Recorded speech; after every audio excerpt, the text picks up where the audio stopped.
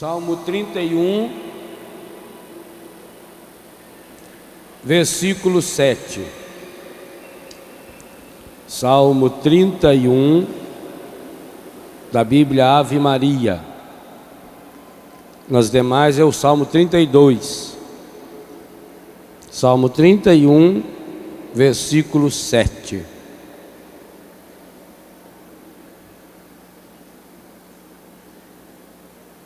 Vós sois meu asilo,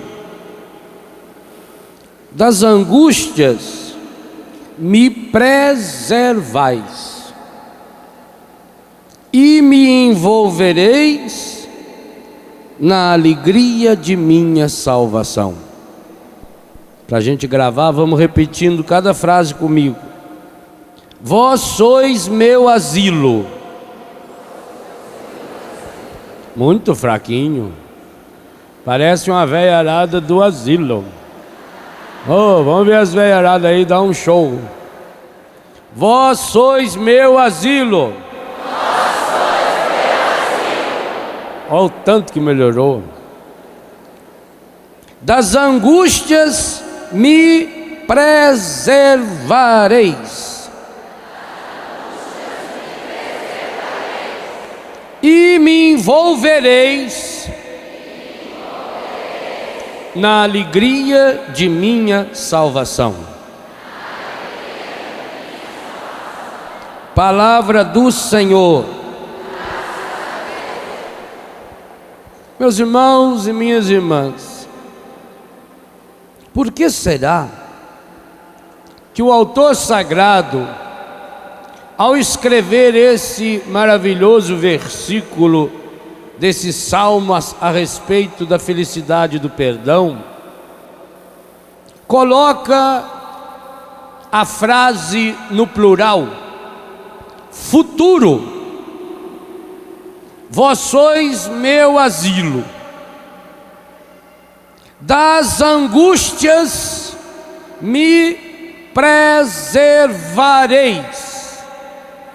Não é me preservais, não é me preserva, não é me preservastes, é futuro.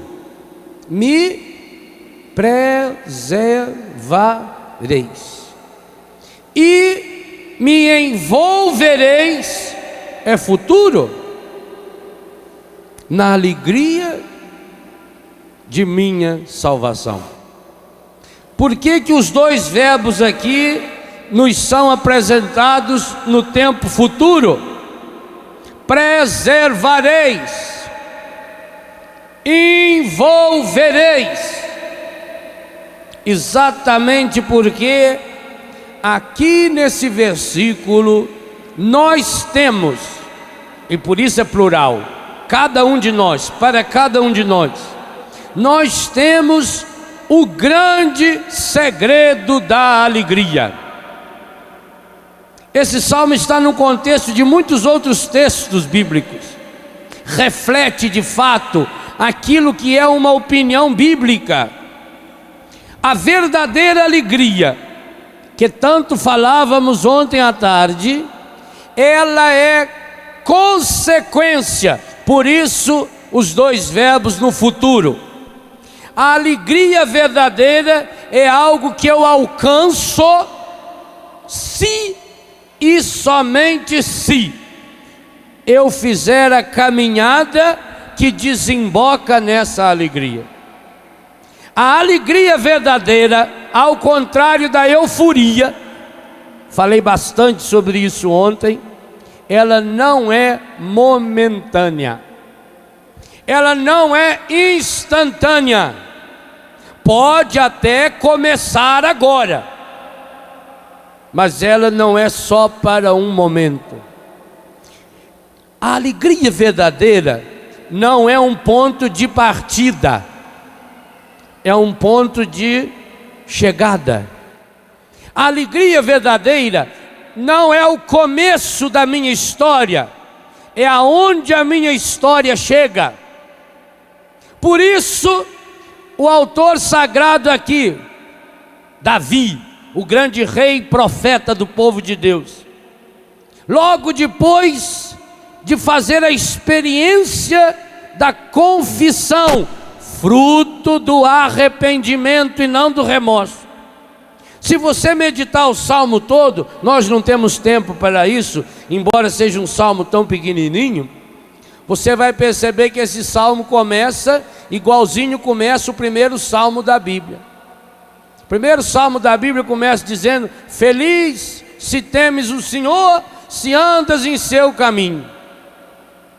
Mas acontece que aqui, Davi, ao escrever, ele passou pela experiência do pecado, e de um pecado muito grave. Esse salmo está no mesmo contexto do Salmo 50, salmo que Davi compôs logo depois que caiu em si e percebeu o grande pecado que tinha feito. Tanto que essa frase que nós lemos, me envolvereis na alegria da minha salvação, você vai lê-la igualzinha no Salmo 50, versículo 14: restituí-me a alegria da salvação. Depois que o salmista fez a experiência, que quem estava aqui hoje de manhã com certeza fez também, toda a trajetória maravilhosa, desde a oração da manhã, a pregação, o testemunho e a oração que encerrou a manhã, foi a trajetória da consciência do perdão que provoca arrependimento, arrependimento que nos leva de volta para Deus. Se o Salmo 1 fala, feliz se temes o Senhor e andas nos seus caminhos, o Salmo 31 fala que mesmo depois que a pessoa errou, é um salmo de esperança. Esse salmo é para mim, é para você. Mesmo cada um de nós aqui, que já tenhamos cometido as barbaridades mais terríveis, os piores pecados que a gente podia cometer, para nós também está reservada a verdadeira alegria. Significa o seguinte, que quem tem Deus tem tudo, quem tem Deus tem esperança. E que esperança é essa? Parte de você? Por acaso hoje você está meio triste? Se você estiver meio triste hoje, ou ontem, ou o último dia que você esteve meio triste, qual foi a causa da tristeza? Normalmente, a gente tenta achar desculpas ou culpados para as nossas tristezas. Ah, eu estou triste hoje porque alguém falou mal de mim. Padre, eu estava tão bem, eu acordei animado, eu tomei café, eu escovei o dente, eu estava cantando. Aí quando eu saí de casa, padre, parece que o demônio estava na minha rua. Pois foi pôr eu o pé na rua, padre, eu dei de cara com a vizinha minha, e ela me estragou o dia. Padre, aquela mulher, eu não gosto de falar dos outros, mas vou falar para o senhor, porque o senhor é padre. Aquela mulher tem o dom de estragar a vida da gente. Padre, só dela olhar em mim eu já fico com raiva. E quando ela fala, então, ela é muito chata. Parece que ela nasceu com o dom de atazanar a vida da gente. Pois foi ver aquele tribufu e o meu dia acabou. Eu fiquei triste. Mas que poder tem essa senhora de só olhar para você tirar a sua alegria? Sinal que a sua alegria é muito fraquinha. Sabe por que a gente fica triste quando alguém fala alguma coisa da gente? Porque aquilo que a pessoa falou era verdade. Ah, minha Nossa Senhora. Senão não dói.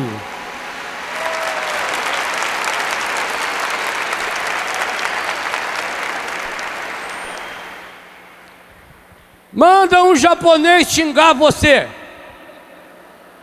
Ou melhor ainda, manda um japonês xingar um holandês. Eu acho muito difícil traduzir um texto do japonês para o holandês, tanto que eu não sei. É dificílimo. Se um japonês olha você e xinga você não sabe o que ele está xingando. Você não sabe se ele está xingando ou está elogiando você. Não ofende. Agora, quando uma pessoa fala alguma coisa que tem a ver com algo que eu sou, e pior ainda, quando a pessoa fala aquilo que eu estou tentando esconder faz tempo, quando a pessoa manifesta um erro da gente, um defeito, então a gente entende uma coisa muito simples. O que causou a minha tristeza? O que causou a minha angústia? O que causou a minha depressão? O que causou a minha mágoa? Foi o que a pessoa falou? Não. Foi a minha consciência de que estou numa situação de perdição. E aqui está o segredo muito importante que você precisa entender, porque é que o demônio, o encardido, rouba a nossa alegria. Há duas coisas que o encardido procura roubar. Primeiro, ele é o ladrão da palavra. Está escrito isso no capítulo 13 do Evangelho de São Mateus. Por isso que muitas vezes pessoas que vêm em encontros, inclusive encontros como esse, são pessoas que vêm para agir em nome do encardido. Cada vez que eu prejudico uma pessoa e não deixo essa pessoa ouvir a palavra, eu estou agindo em nome do encardido. Eu estou roubando a palavra da pessoa. Isso é terrível, isso é muito perigoso. O encardido é ladrão da palavra. Por quê? Porque se ele rouba a palavra, a pessoa volta para a secura de antes, ela não dá frutos, e além disso, sobra espaço para que o encardido venha semear o joio. No mesmo capítulo 13 de São Mateus, Jesus disse que ele faz essas duas coisas. Primeiro, ele rouba a palavra, feita a palavra que caiu numa terra batida, e o passarinho vem e come a semente.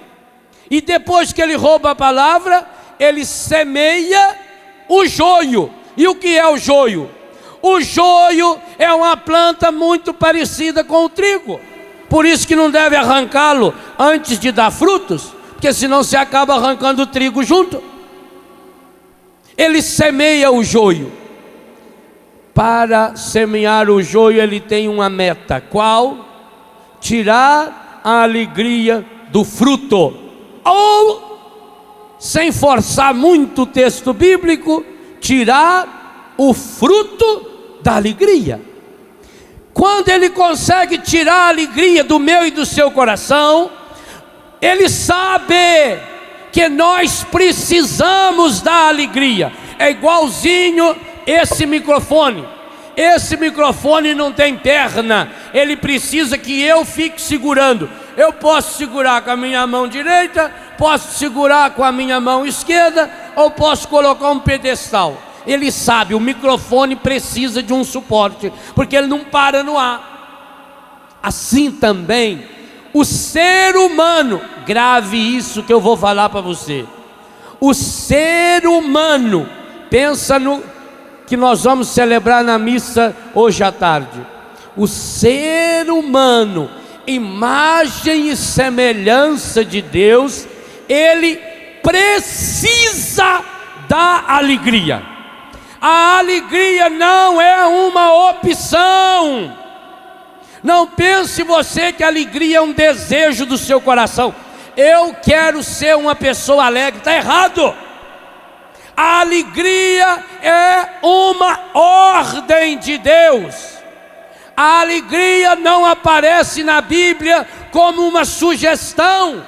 Se você ler, por exemplo, o que São Paulo escreve na primeira carta aos Tessalonicenses, capítulo 5, versículo 16. Ele fala usando um imperativo categórico: vivei sempre contentes. É ordem.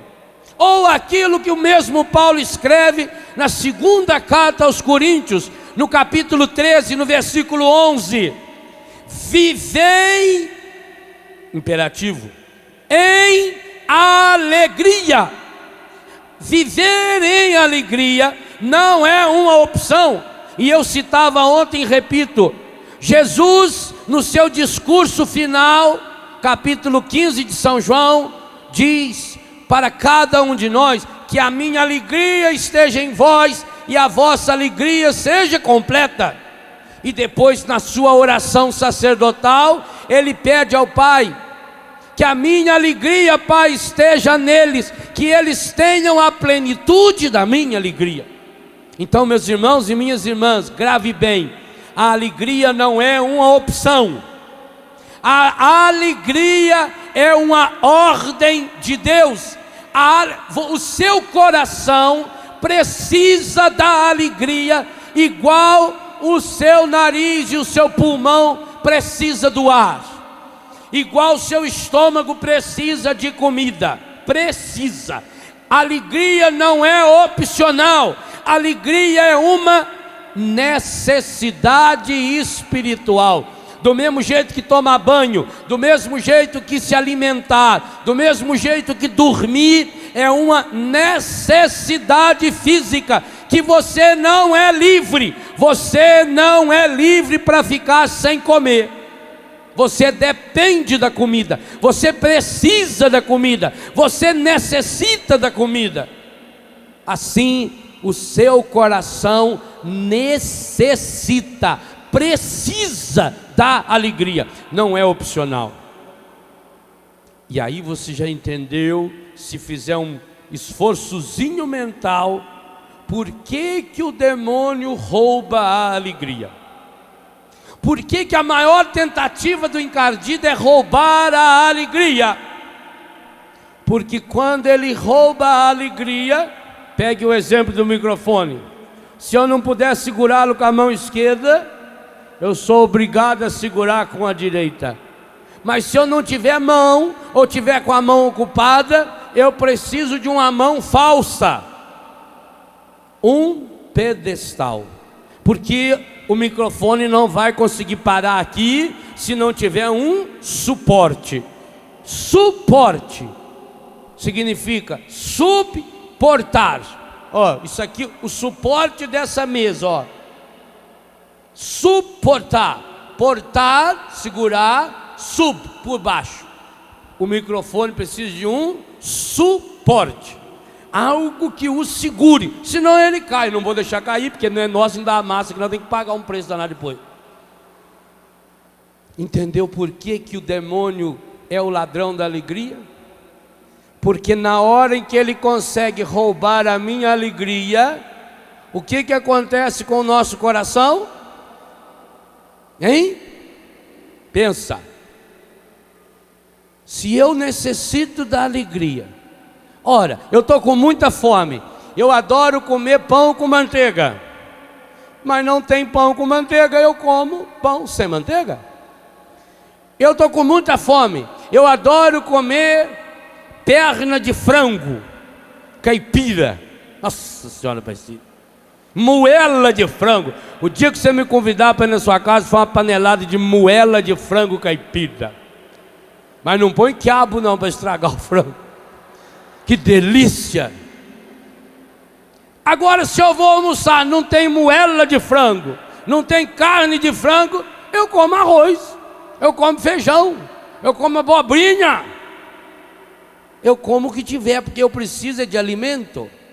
Olha, se a alegria é uma necessidade espiritual, se o encardido me rouba a alegria, eu vou tentar substituir a alegria. E nessa hora é que eu começo a me alimentar com a euforia. A euforia é a alegria do mundo. é essa alegria passageira, é essa alegria momentânea, é essa alegria que eu tenho na hora, mas que normalmente depois ela se transforma em tristeza, ela se transforma em dor, ela se transforma em mágoa, ela se transforma em ressentimento. Meus irmãos, esse versículo do Salmo está dando a cada um de nós o grande segredo da alegria verdadeira, para que você possa voltar à alegria, porque muitos aqui já não vivem mais na alegria. Nós vimos hoje de manhã muita gente deprimida, muita gente está triste, amargurada, não consegue mais nem sorrir, perdeu a alegria, e quem perde a alegria perde o sentido da vida. Quantas pessoas nesse mundo têm tantas coisas, mas são infelizes, são tristes, estão sempre amarguradas. Quantas pessoas só conseguem se alegrar se tiver bebida? Eu mesmo já tive essa experiência.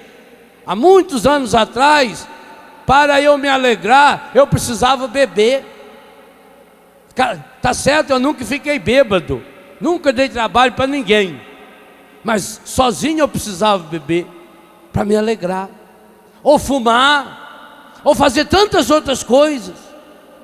Quantas pessoas hoje não conseguem viver sem esses medicamentos que alteram o humor?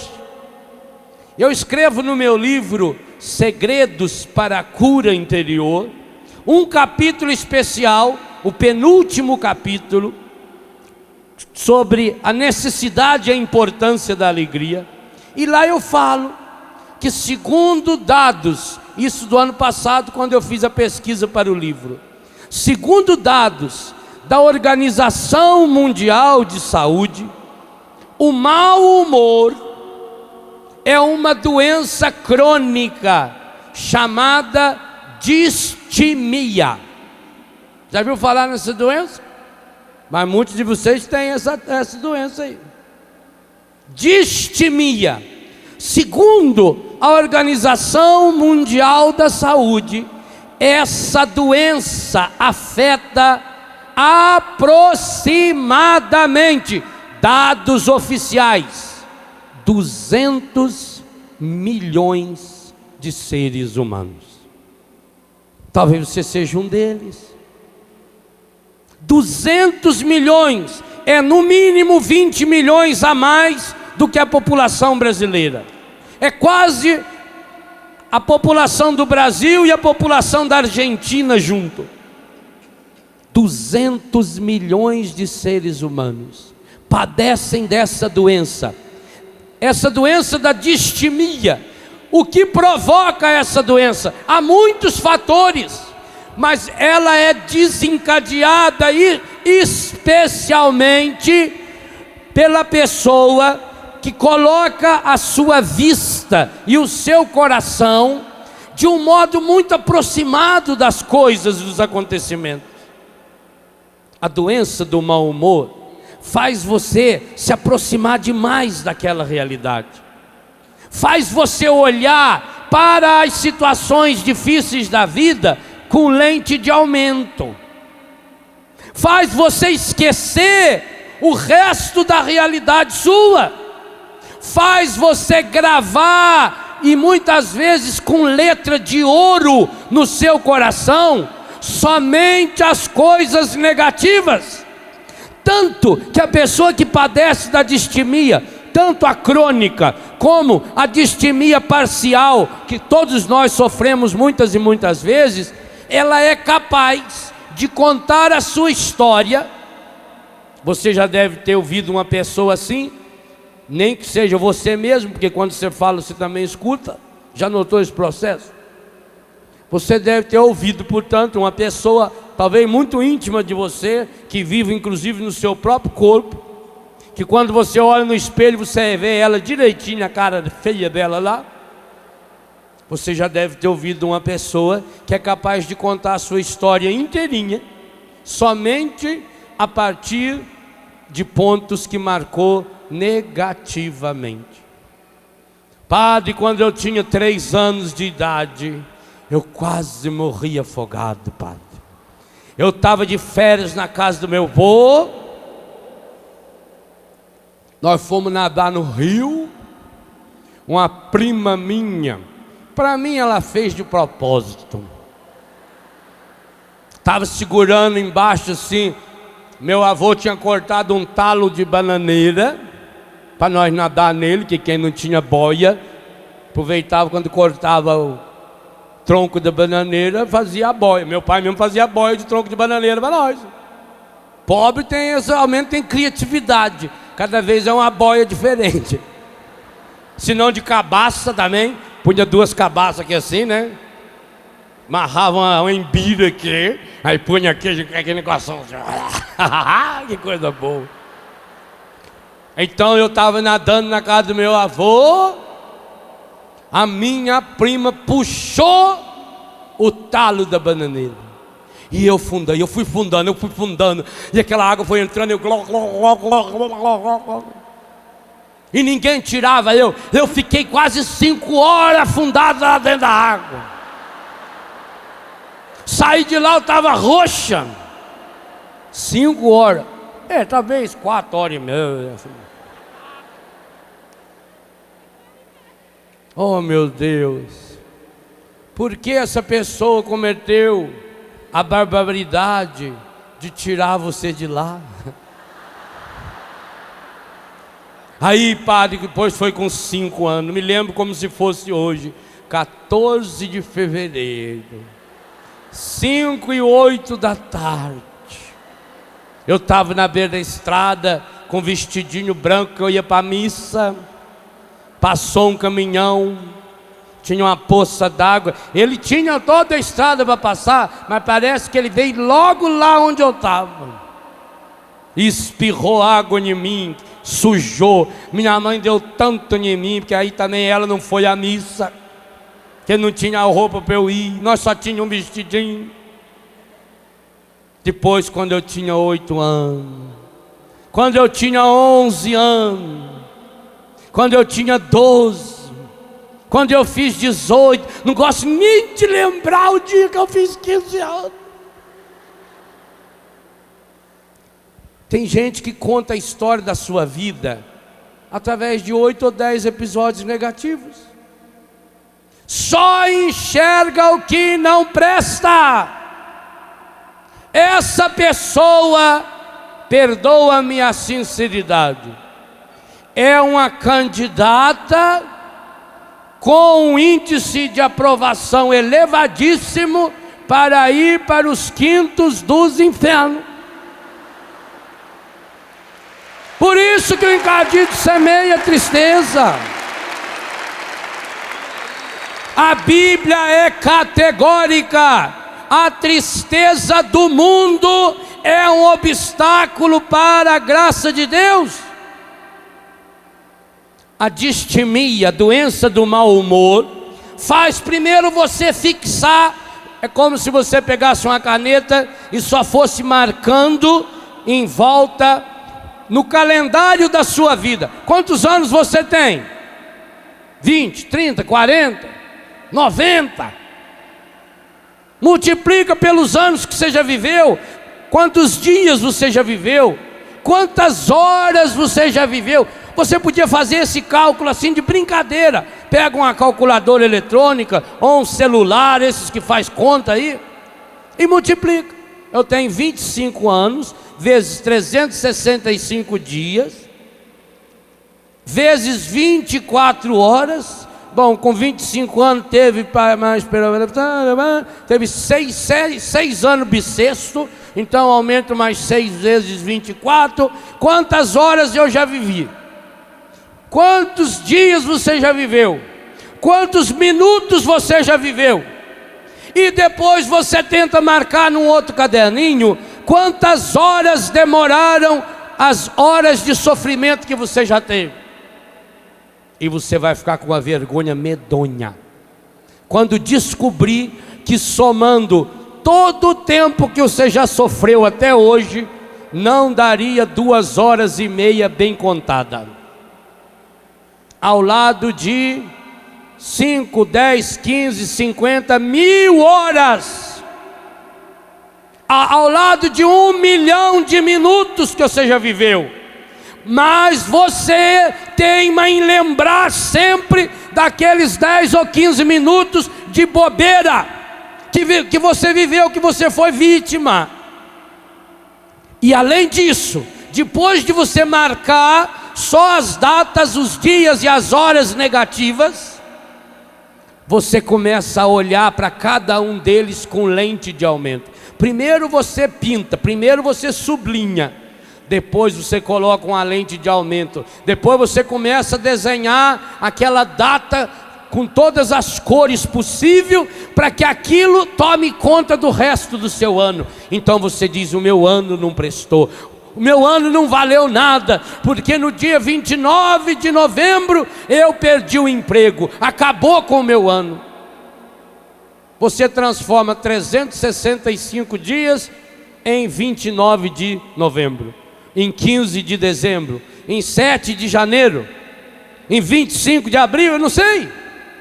Assim como o encardido adora, porque se, sabe quando tem dia santo, antigamente as folhinhas vinham bonitinhas, você ganhava uma folhinha, tinha aquelas datas lá que o número vinha em vermelho, era dia santo, até as crianças adoravam, porque sabiam que não tinha aula, aquilo era tão maravilhoso. O seu calendário, o encardido deu uma caneta preta para você, bem grandona, e você começou a marcar no calendário da sua história os dias que você entregou ao poder do demônio. Que pena, você deixou ele roubar a sua alegria. Pior ainda, além de destacar, de olhar, de concentrar, de exagerar, de ver com lente de aumento, você agora começa a ligar um no outro. Pior ainda, porque você começou a fazer uma ponte entre o 25 de março do ano 2004, você viu, mas isso aqui também é porque no dia 20 de abril de 2002 aconteceu isso, em março de 98 aconteceu isso, em setembro de 91 aconteceu isso. Você agora começa a fazer uma ponte, uma ligação. Quando é ponte ainda vai, mas muitas vezes você vai em linha reta, aí vai anulando os outros dias. Então você olha no seu calendário. Você já viu uma criança que você deixa aquele papel importante em cima da mesa e a caneta para você vir assinar o contrato, e quando você chega você notou que o seu sobrinho predileto já assinou para você? E assinou inclusive aonde não era para assinar, porque ele foi desenhando estrelinha, caveirinha, foi fazendo umas minhoquinhas, uns rabisquinhos, além do Rony que escorreu lá em cima. Quando você pega o contrato e olha, parece que ele desenhou um sacizão, rindo para você, fazendo pito-peru assim para você. Pois você fez isso com o calendário da sua vida. Me perdoa ter que contar a verdade para você hoje. Você veio para o acampamento de carnaval, mas se você queria alegria fajuta, você veio no lugar errado. Fosse buscar essa alegria lá então, na droga.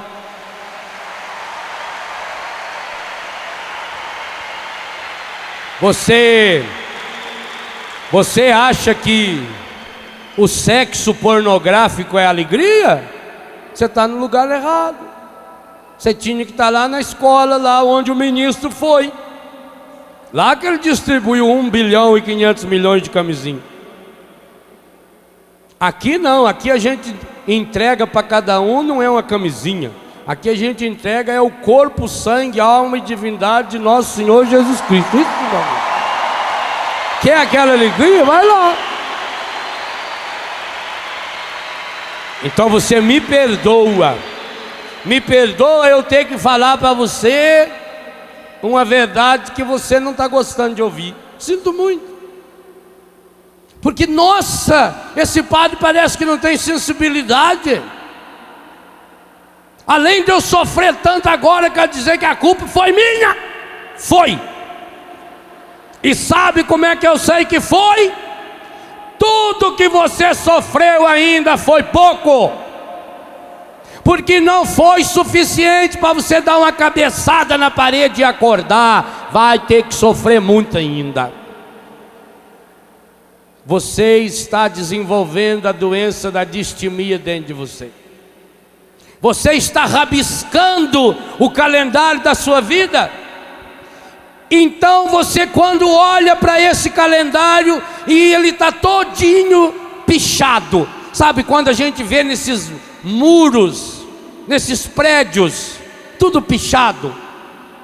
Ah, se eu visse uma pessoa pichando a minha casa, se eu visse pichar, eu ia pichar ele também. Ah, ele ia aprender a pintar a parede na porrada, mas ia aprender, com certeza. Não é feio quando você vê uma igreja, um prédio, um muro? A pessoa faz isso para quê? Por prazer, prazer de estragar. É por isso que o demônio também picha você. Se a pessoa pintasse o muro e ela pichando, significasse que aquele muro passaria a pertencer para ela, ainda teria algum lucro. Mas não, o muro continua lá do dono do muro, o prédio continua do dono do prédio. É o prazer de estragar, é o prazer de tirar a alegria do outro. Esse é o motivo pelo qual o encardido rouba a nossa alegria, porque ele pensa assim: já que eu não posso, ninguém pode. Você não ouviu falar nesses filmes que o sujeito vai lá e matou a ex-namorada? Não, já que não casa comigo, não casa com mais ninguém. Isso aí parece os bailes lá no Biguá. Lá no Biguá, de vez em quando, tinha que pegar uns tontos, uns bêbados. Lá em Pina também eu acho que era assim. Tinha que pegar uns bêbados e levar embora.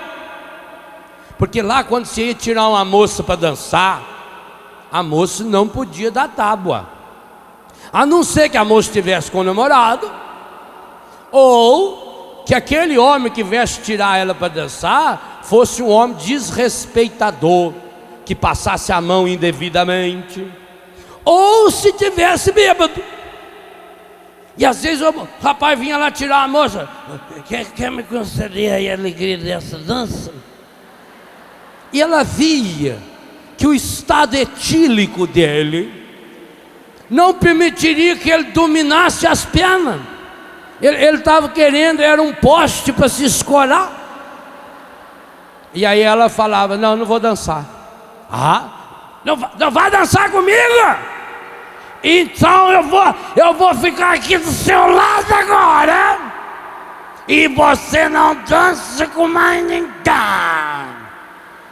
Quero ver se tem homem aqui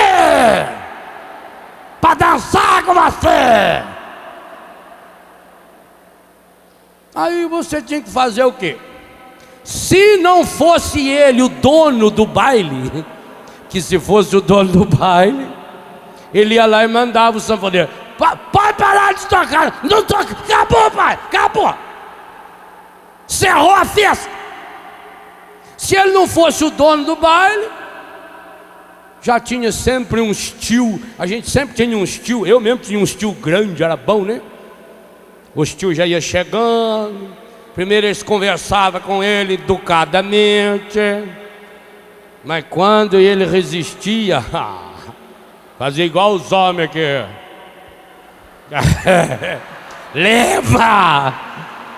Levava o bêbado embora. Gente, o encardido é igualzinho. Ele não quer a alegria sua para ele, porque ele não pode sentir alegria. Ele quer que você agora perca a alegria, porque ele é igualzinho a um bêbado que diz: já que não dança comigo, não dança com mais ninguém. Já que eu não posso sentir alegria, você também não pode sentir. E que pena, muitos de nós aqui estamos servindo de garçons e garçonetes para a fome que o encardido tem. Hoje você precisa tomar uma decisão, se é que você de fato deseja experienciar a alegria que não inquieta a alma. E que decisão é essa? A decisão de romper com todas as ligações. Hoje de manhã foram nos apresentadas 4 ligações pecaminosas que roubam a nossa alegria e portanto que inquietam a nossa alma. A depressão, obviamente, quando fruto do pecado, quando consequência do pecado, e não uma doença física que inclusive tem tratamento, graças a Deus. O complexo de inferioridade, o sentimento de indignação, de indignidade, que tantas e tantas vezes nós cultivamos dentro do nosso coração, e o remorso, que faz você achar que está vivendo numa ilusão de arrependimento, mas que na verdade não está. É preciso romper com essas ligações encardidas, sujas, que tiram a nossa alegria, que roubam a nossa paz, que nos transformam em marionetes. Por quê? Porque quando o nosso coração está vazio da alegria, ele se contenta com a euforia. E aqui nós entendemos porque as pessoas pagam tão caro pela euforia. Outro dia eu li numa revista semanal, eu não sei se é a Veja, Isto É, ou a Época, o depoimento de uma moça que é apresentadora de televisão, que foi namorada do Ayrton Senna. O nome dela é Adriane Galisteu. Então dizia lá na revista uma matéria curtinha, com a fotografia dela, no dia que ela estava no ginecologista, aquela foto dela lá, na hora que ela estava lá, tirou a foto. Então perguntaram para ela, dizia que ela estava cuidando muito bem do seu corpo, porque ela ia ser madrinha da bateria de uma escola de samba, não sei das quantas. E aí pergunta para ela, o que ela faz para ter aquele corpinho tão esbelto? E eu fiquei com inveja dela, porque ela disse que faz academia 5 vezes por semana, faz 4 horas de ginástica por dia, e quando ela está com fome, ela chupa gelo para enganar o estômago. E por que eu fiquei com inveja dela? Porque se ela é capaz de fazer um esforço tão grande desse, para um motivo tão banal, como é que eu não sou capaz de fazer sacrifício nenhum por obras tão grandes, por belezas tão infinitamente superior a sair desfilando numa escola de samba? Quando eu li essa matéria, na mesma hora eu falei, meu Deus, dá-me a garra que essa mulher tem. Eu queria ter, e eu não tenho. Você tem? Depois da manhã começa a quaresma. Eu quero saber, você diante de Deus, quantos dias você vai fazer jejum?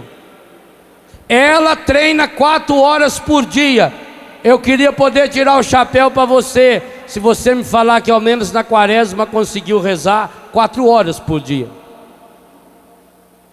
Ela é capaz de lamber gelo para não engordar. E você é capaz de fazer jejum para não pecar?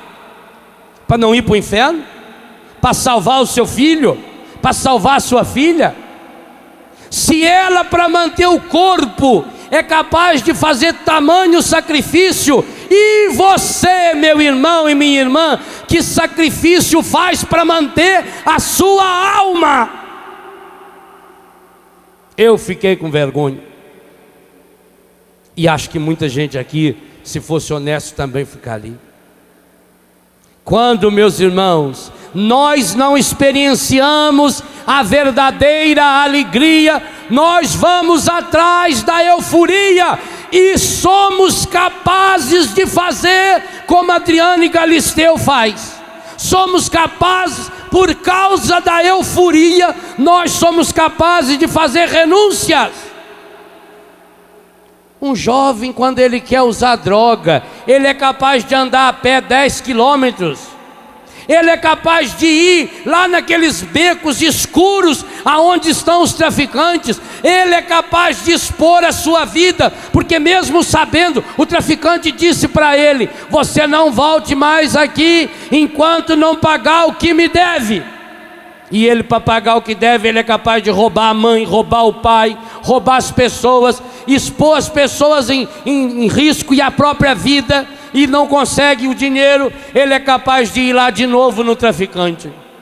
Quantas vezes um filho meu já me contou que voltou no traficante, e o traficante falou: não avisei que não era para voltar aqui sem dinheiro, e juntava 3, 4 capangas e deixava ele semi-morto, jogado nas margens de um beco qualquer.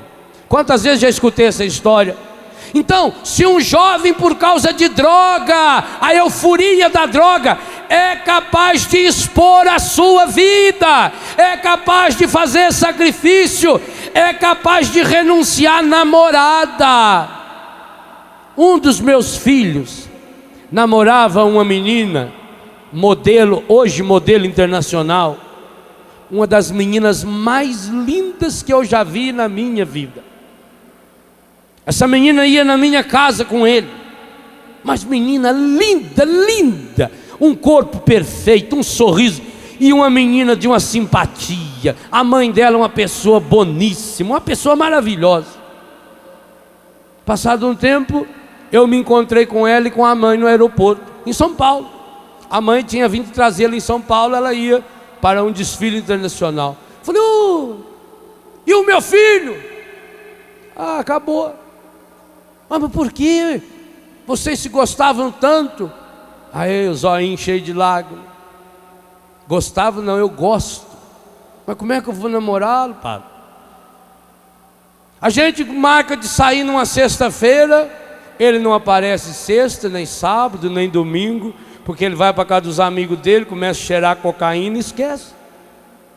Meu Deus, um menino daquele, 1,80 m de altura, hoje está acabado, hoje já não tem mais nenhum dente na boca, gastou, de tanto passar um dente no outro, gastou, que bruxismo. Menino lindo que era, hoje está lá acabado, gente, cheirando pedra. Como é que um homem daquele, um jovem, eu o conheci, ele tinha 15 para 16 anos de idade, hoje ele tem uns 26 anos, 27. Como é que ele se acabou? Como é que ele foi capaz de trocar uma menina mais linda, linda em todos os sentidos, fisicamente, afetivamente, uma delicadeza? Ele trocou por quê? Por causa de cocaína. E depois a gente fica impressionado quando um jovem deixa uma moça, ou quando uma moça deixa um rapaz e vai seguir Jesus. Isso é capaz do mundo achar um escândalo. 99% dos jovens que se drogam, em pouco tempo deixam a namorada e o namorado, o pai, a mãe, o marido, a mulher, os filhos, troca tudo isso por causa da droga. Basta ir visitar a minha casa e escutar a história deles. Quando a pessoa não tem a alegria, ela paga qualquer preço pela euforia. Por isso que uma calça feita essa minha, está aí nas revistas dessa semana. Hoje tem calça dessa aqui, claro que não é da mesma marca, vendida a 1.500, 2.000, 3.000 reais. Por quê? Porque a pessoa que vai comprar uma calça dessa e vai pagar 3.000 reais, não tem alegria. Quem não tem alegria, paga caro pela euforia. Quanto menos a pessoa tem dentro de si, mais ela precisa ter fora. Quanto mais vazia a pessoa é por dentro, mais ela precisa se encher das coisas. Quem não tem alegria dá a própria vida atrás da euforia. Quem não tem a alegria é capaz de se condenar por causa da euforia. Quantas notícias o Brasil já leu sobre filho que matou o pai, filha que matou o pai e a mãe, porque não tem alegria, precisa da euforia. Por causa da euforia é capaz de matar a mãe. Eu li na revista Veja dessa semana, que está nas bancas, uma matéria sobre a novela Senhora do Destino. A revista Veja que está falando que de cada 10 televisores ligados no Brasil, 8 estão ligados na novela Senhora do Destino. E a revista Veja conta a trama dessa novela. É a luta do bem contra o mal. Até gravei o nome da mulher que é do mal, que é o nome da minha mãe. E é o nome da mãe de Jesus. Vocês acham que é por acaso? A tal da Nazaré? Vocês acham que é por acaso? Uma é Maria, não sei das quantas. Tudo nome de Nossa Senhora, viu? Eles são safados, sem vergonha, ordinário. E outra é a Nazaré. Essa Nazaré que é do mal. A revista Veja diz que ela é capaz de matar, de jogar 2 cabos abaixo. Ela é estéril. Nisso eles acertaram. O demônio é estéril. O demônio não pode reproduzir-se. Por isso ele precisa de nós para reproduzi-lo. Então ela roubou a filha da outra. Porque lá em Goiás aconteceu isso. Uma mulher roubou a filha ou o filho da mulher lá. Mas que pena. Que pena que o encardido através dessa novela está roubando quantos filhos de Deus? Se de cada 10 televisores ligados, 8 estão nas novelas, se fizesse uma pesquisa ia descobrir uma coisa terrível. De cada 8 que está ligado, 10 é católico. É uma vergonha para nós, não é? É uma vergonha. É uma tristeza. O outro enredo, segundo a revista Veja, é o amor lindo e maravilhoso de 2 mulheres, que segundo a revista, nessa semana estreou ou vai estrear o novo colchão de casal que elas compraram. É isso que seus filhos estão vendo. E não fale que os meus estão vendo, que os meus não assistem essa porcaria. Na minha casa não se liga nessa porcaria. Eu não sou um dessas 8 antas que está vendo isso aí, não. Eu não. Eu sei o que é a verdadeira alegria. Não vou atrás da euforia. Então, meus irmãos, quando você lê uma matéria dessa e diz: meu Deus, quanta gente está pagando caro pela euforia. Sabem por quê? Está aí no texto que você leu comigo.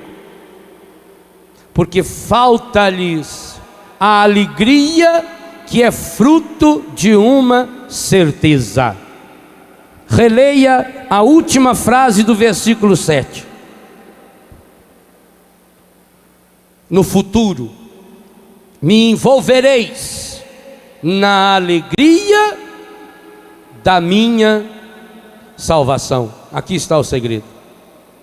Quando é que você vai recuperar a sua alegria? Por isso que os 2 verbos estão no futuro. Quando é que você vai recuperar a verdadeira alegria? Quando você tiver por experiência uma certeza absoluta. E sabe que certeza é essa? Eu não estou perdido. A minha vida não é um caso perdido, porque eu tenho um Deus que me ama, e porque Ele me ama, Ele foi capaz de pagar o maior preço desse mundo para me salvar. Eu tenho salvação, eu não estou perdido.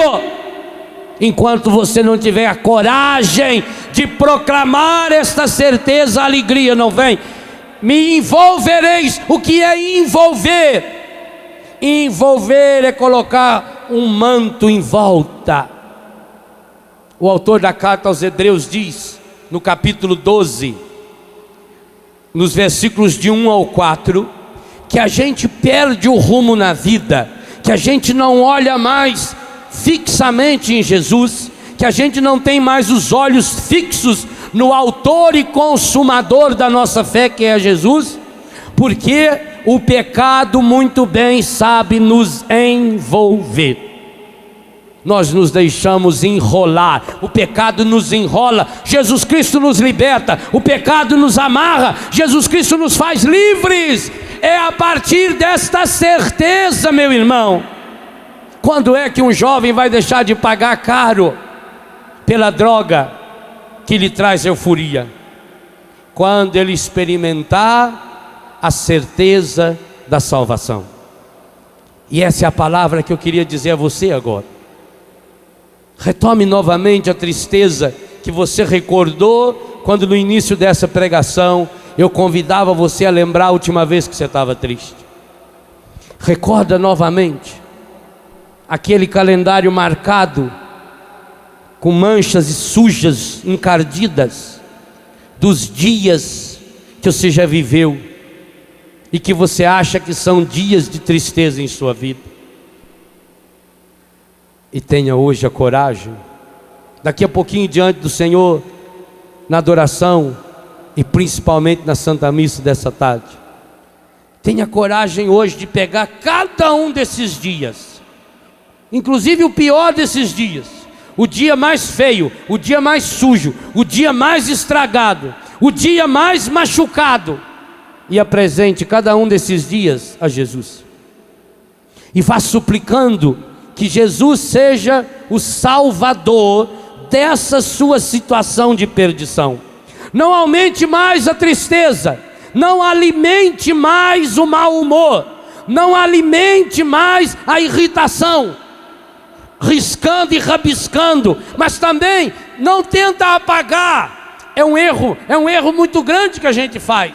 A gente tenta apagar os dias estragados da nossa vida. Não, você não pode querer apagá-los. Eles fazem parte da sua história. E digo mais, eles ajudaram você a ser quem você é. Não negue a sua história, não negue o seu pecado, não negue o seu passado, não negue os seus erros. Tenha a coragem de assumi-los, mas diante de nosso Senhor Jesus Cristo, porque esse tem poder de envolver esses dias tristes da sua vida com a alegria da salvação.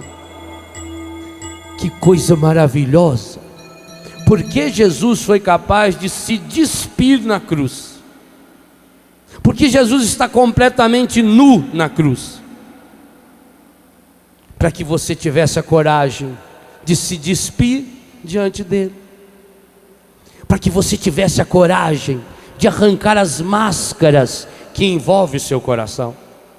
A máscara lhe traz euforia, na hora faz você nem sofrer tanto, mas a longo prazo é tristeza em cima de tristeza.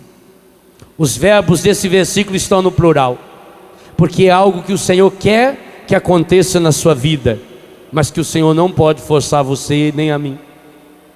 É preciso que cada um tenha a coragem, a revolucionária coragem de hoje, suplicar ao Senhor: Senhor, envolva-me na alegria da minha salvação. O grande objetivo que eu tenho para você nessa tarde, que tenho no coração e pensando em cada um de vocês, também você que está em casa, como seria maravilhoso se ao final do dia de hoje, no início da noite, quando terminar a nossa missa, você tivesse uma absoluta certeza: eu tenho salvação, eu não sou um caso perdido, há uma esperança. Oh, meu irmão, quando uma pessoa tem uma doença grave e alguém fala que lá em tal lugar tem um médico que cura essa doença, a pessoa faz todos os esforços possíveis para ir até lá. Se tiver um fio de esperança, ela vai atrás, vai em outros países. Se você hoje sair daqui com essa esperança, que é uma certeza, minha vida não está perdida. Qual é o seu pecado? Talvez você tenha se envergonhado já, porque você perdeu a pureza, porque você perdeu a alegria, porque você se deixou levar pelas drogas, você acabou se prostituindo também. Nota como você ultimamente tem se tornado uma pessoa tão triste. Aonde ficou a sua alegria? Pelas coisas simples. Alegria de olhar a chuva caindo, alegria de contemplar uma flor que se abre, alegria de ver uma criança com a cara toda suja de sorvete e chocolate. Você já notou como você não se alegra mais? Você está sempre amarrado, sempre mal-humorada, sempre nervosa, sempre reclamando. E já notou que as pessoas não aguentam mais ficar perto de você por isso mesmo? Onde ficou a sua alegria? Hoje você sabe, a sua alegria foi roubada. Só que você não deu parte, você não deu queixa, porque você foi cúmplice, porque você ajudou o encadido. Ele não pode fazer nada sem a sua ordem. Você deu a chave da sua casa para ele, mesmo sabendo que ele ia fazer aquela ruaça lá, você entregou. Por isso você não deu parte. E não adianta dar parte também. Eu prefiro que você se dê inteiro hoje para aquele que pode envolver você na alegria da salvação. Por que você anda triste? Você anda triste, você anda acabrunhado, deprimido, angustiado, porque você se sente perdido. Você acha que não tem mais saída para essa sua depressão, para essa angústia, para essa tristeza? Tem. A missa de hoje vai nos provar que tem, mas depende de você. Jesus hoje quer entrar mais uma vez nesse centro de evangelização, nessa segunda-feira. Surpreendente o número de pessoas que se encontram aqui nessa tarde. Maravilhosamente surpreendente. Que maravilha. Como é bom saber que tem tanta gente querendo se encontrar com Jesus. Mas eu sei, Jesus quer encontrar-se com cada um. Abra o seu coração agora. Pegue essa tristeza, pegue a causa dessa tristeza, pegue a causa mais profunda dessa dor no seu coração. Imagine você pegando essa tristeza com a sua mão. Segure na mão, porque eu quero que hoje você jogue essa tristeza no coração de Jesus.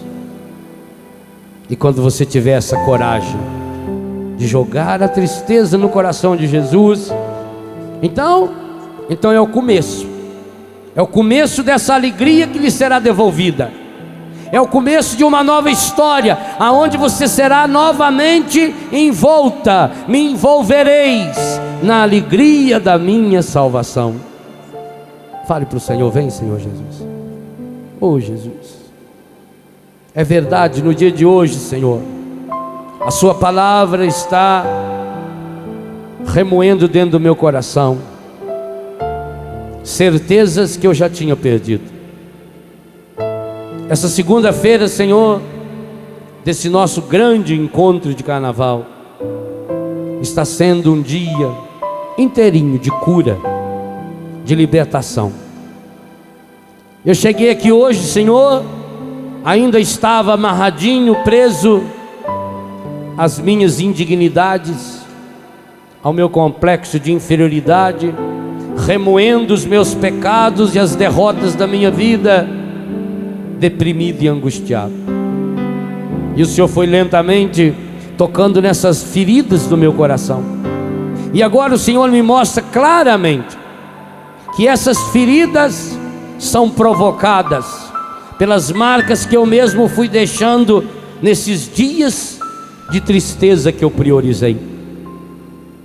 Mas agora, Senhor, agora a Tua palavra me garante que o Senhor quer me envolver na alegria da minha salvação. Senhor, eu quero a minha alegria de volta. Senhor, eu preciso da alegria de volta. Senhor, hoje eu entendi que a alegria não é uma opção. Hoje eu entendi que a alegria é uma necessidade. Então vem, Senhor Jesus, vem com sua santidade ao encontro da minha fraqueza, da minha podridão, das minhas angústias. Arranca hoje, Senhor, as raízes de euforia do meu coração e derrame no meu coração a fonte da verdadeira alegria, o Senhor Jesus. Vem, Senhor Jesus.